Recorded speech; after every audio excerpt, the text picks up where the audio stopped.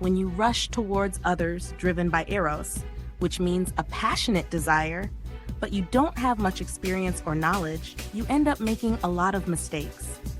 But making mistakes isn't something to be afraid of. This is what eros is about. When this passionate energy rises within you, it lets you explore the world without needing to plan everything out. Many people today feel anxious because they set goals and then worry about not reaching them, which makes them feel stuck. But if you think about it, these goals often aren't that meaningful. They mostly revolve around money. Ask yourself, what is it that people are really trying to hold on to? It's not about relationships, activities, or a vision for life. It's just about how much money they have. And that's why they're anxious.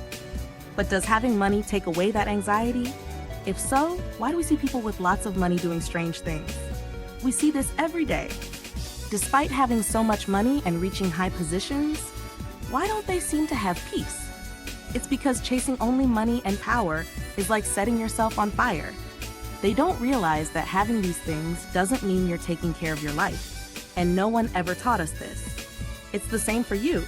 Having a lot of money or power won't give you peace.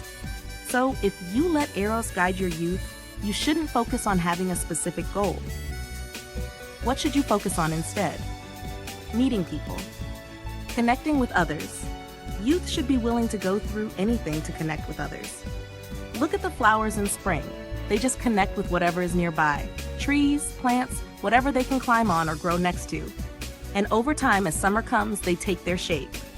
You need to meet people, and yes, you should experience love. But love is something special that happens with one person. So love alone isn't enough. You also need friendship. And the highest form of friendship is the teacher-student relationship. That's why you need to meet a mentor, whether through books, in real life, or even from a distant time. When you form this teacher-student relationship and the mentor becomes like a friend, that's when your life truly changes. This happened to me too. At every big turning point in my life, I always met a mentor who was like a friend. When I discovered Park Ji-won's Yoha Ilgi, it changed my life in a huge way.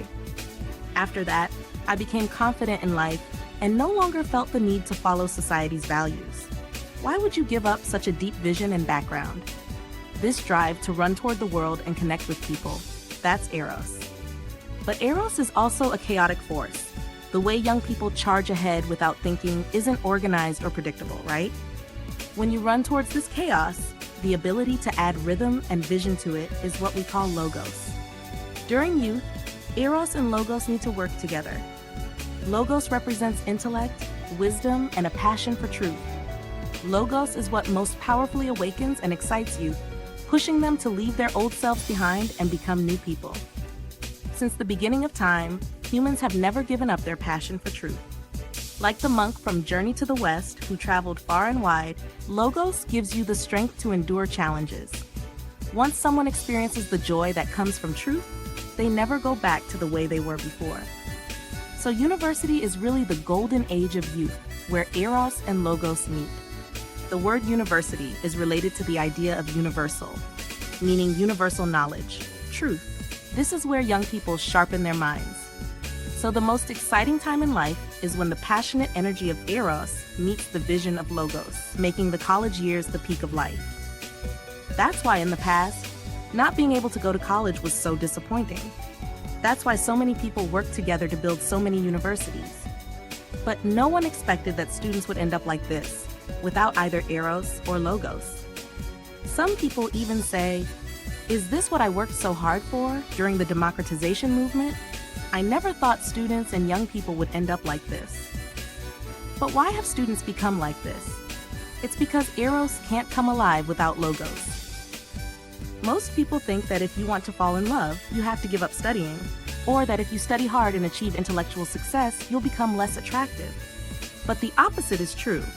Without intellect, there can be no real attraction. Only intellect can awaken eros.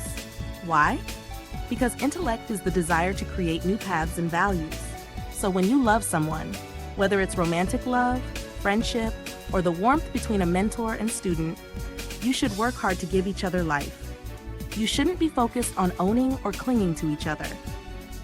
Please pause and take a breath after each sentence.